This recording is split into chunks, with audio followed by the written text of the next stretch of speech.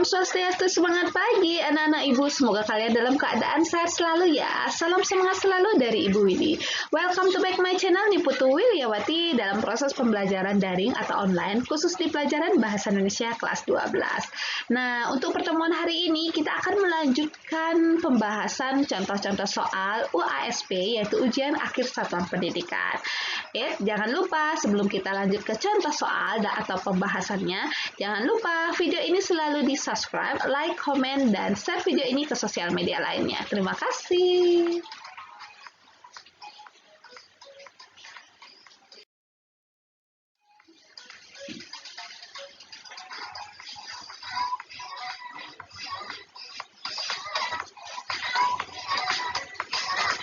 Nah, soal pertama di pertemuan ini, cermatilah puisi di bawah ini. Nah, seperti yang kita ketahui, di saat kalian anak-anak kelas 11, itu Ibu sudah memberikan materi puisi. Ada puisi itu merupakan karya sastra, ya, karya sastra di mana karya sastra itu mengandung estetika atau keindahan. Jadi keindahan berkat tulisan yang memang mengandung gaya bahasa. Ada majas-majas, personifikasi, hiperbola, metafora, simile, dan sebagainya. Itu sudah Ibu ajarkan. Kemudian dalam puisi juga ada yang namanya jenis-jenis demonstrasi puisi seperti membaca, musikalisasi puisi, dan deklamasi puisi. Nah, jadi jika nanti anak-anak menemukan contoh soal seperti ini, otomatis kalau puisi pasti yang diminta atau suruhannya itu adalah menentukan makna dari puisi ini, dan kemungkinan yang kedua itu menentukan majas apa yang terkandung dalam puisi ini gitu. Itu saja dua kemungkinan soal itu, menentukan majas dan menentukan maknanya, atau bisa juga melanjutkan satu bait itu bisa, itu kemungkinan soal. Nah, sekarang sebelum kita melanjutkan apa sih soalnya, kita cermati dulu puisi ini.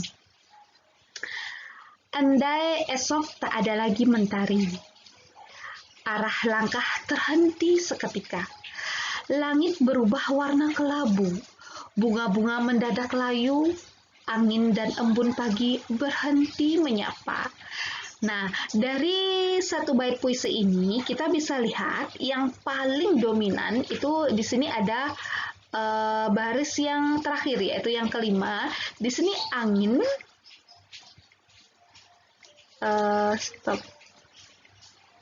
Nah, di sini ada angin, kemudian embun pagi berhenti menyapa. Nah, ini ada kata menyapa.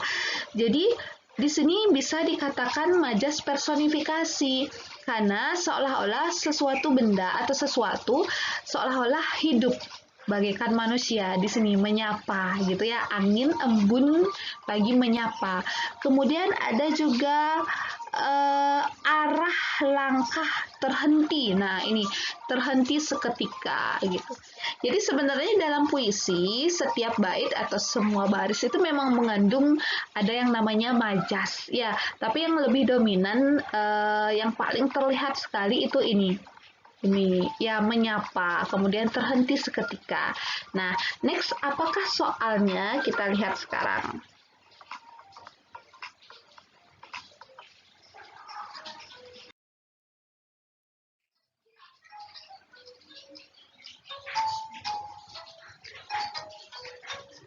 Nah, ternyata suruhan atau perintah soalnya itu adalah majas yang dominan dari puisi tersebut adalah, nah, yang pertama poin A itu ada metafora, asosiasi, kemudian hiperbola, metonomia, dan yang terakhir itu personifikasi. Nah, kalau yang metafora dengan asosiasi ini hampir mirip, namun miripnya itu di perumpamaan. Ya, jadi kedua majas ini perumpamaan.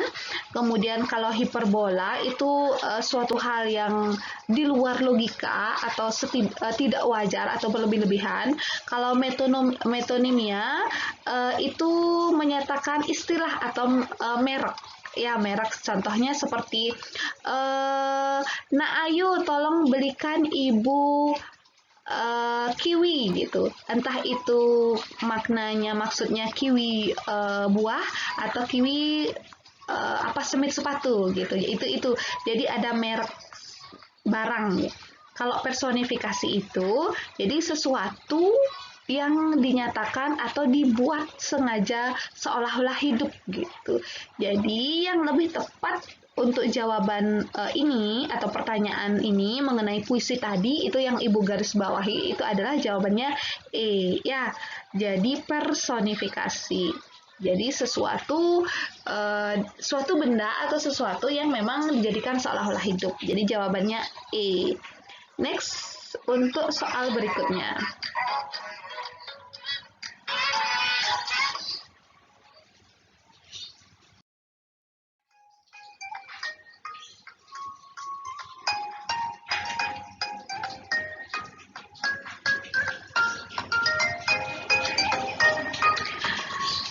Soal yang nomor 2, untuk pertemuan hari ini, cermati penggalan teks prosedur berikut. Nah, untuk teks prosedur itu ada di materi kelas 11, ya.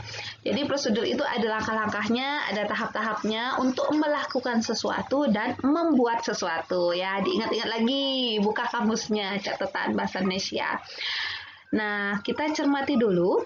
Anda bisa langsung menyambungkan komputer ke internet. Namun, apabila program modem belum terinstal, Anda harus menginstalnya terlebih dahulu. Bukalah modem, lalu klik Setup Installer Modem. Kemudian, tunggu sampai proses memasang selesai dan program modem siap digunakan.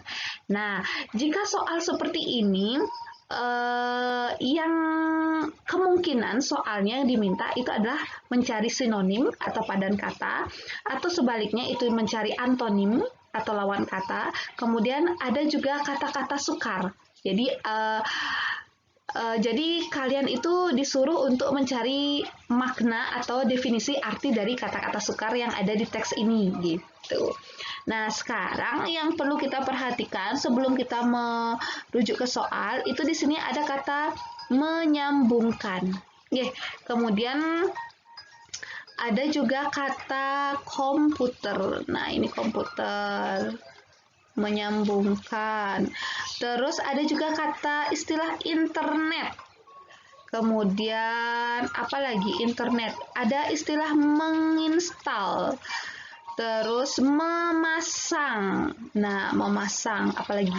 Mungkin itu saja, menyambung komputer, internet, kemudian menginstal, terus memasang, atau istilah ini, modem.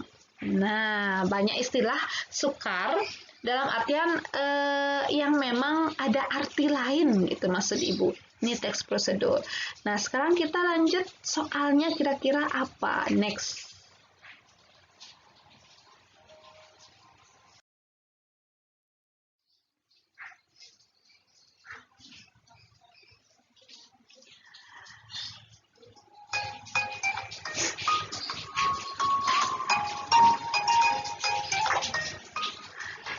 Kata yang bersinonim dalam teks di atas adalah, nah ternyata yang ditanya itu adalah sinonim. Ya, ingat sinonim itu adalah istilah lain dari persamaan kata.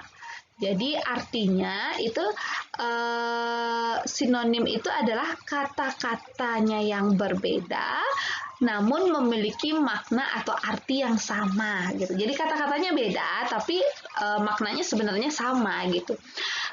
Ibu Willy menggunakan dasi pada saat hari Senin dan hari Selasa. Terus kalimat yang kedua, Ibu Willy memakai seragam sekolah setiap melakukan kegiatan pembelajaran. Jadi di sana ada kata menggunakan dan memakai. Jadi itu sinonim, ya maknanya sama, menggunakan atau mengenakan sesuatu, namun kata-katanya itu beda. Memakai, menggunakan, ada lagi satu mengenakan. Itu namanya sinonim. Kalau antonim itu lawan kata. Nah, sekarang kita pilih. Nah, ini kata-kata yang Ibu garis bawahi tadi. Yang poin A, menyambungkan, memasang. Nah, ini kan sudah jelas berbeda ya. Yang namanya memasang itu suatu benda dipasang. Dipasang di tempat yang sudah ditentukan. Beda halnya menyambung. Menyambung itu adalah jadi di sana sudah ada sebuah kabel gitu kemudian disambungkan lagi. Jadi maknanya beda. Ini bukan sinonim. Kemudian ada internet dengan modem. Nah, ini jelas beda. Kalau internet itu internet jadi ada kuota. Kalau modem ini sejenis alat, contohnya seperti hard disk, seperti itu. Jadi tempat untuk memang menyimpan sebuah data, kemudian modem juga sebuah alat gitu. Kemudian kalau komputer dengan internet itu berbeda jauh. Komputernya ini adalah istilahnya apa ya, software ya. Mohon maaf Ibu kurang paham di sini. Jadi komputer dengan internet itu beda. Kemudian menginstal dan memasang. Nah, ini menginstal dan memasang. Kita sip dulu. Kemudian menyambungkan dan menginstal berbeda. Nah, jadi di sini sudah jelas kita temukan jawabannya itu adalah D, yaitu menginstal dan memasang. Ini sama. Tolong install program ini. Jadi memasang gitu ya. Jadi sinonimnya itu menginstal dan memasang. Ini pasangan yang sangat pas. Jadi jawabannya adalah D. Ya, mohon maaf. Jadi jawabannya adalah D yang benar. Oke, jawabannya D. Next kita lanjut.